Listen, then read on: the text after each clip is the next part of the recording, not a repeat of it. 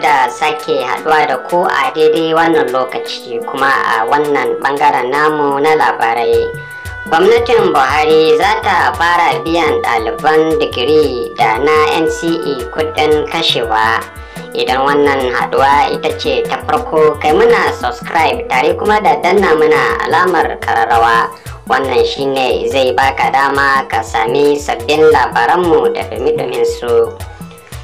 Gwamnatin tarayya ta bayyana cewa za ta fara biyan ɗaliban kuɗin alawus na karatu a manyan makarantu.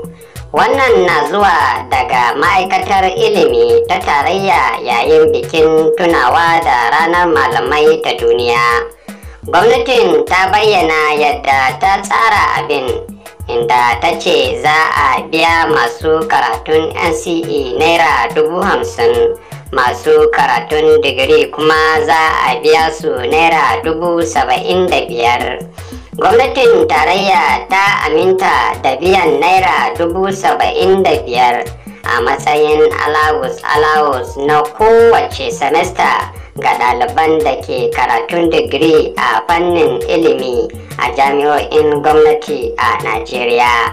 Punch ta ruwaito cewa hakan ɗaliban da ke karatun NCE za su karbi naira 50,000 a matsayin allowance na kowane semester a wani kokari na gwamnati don jawo hankalin samar da ƙwararrun malamai a makarantu, kamar yadda shugaban ƙasa Muhammadu Buhari ya yi alkawali a shekara da ya gabata.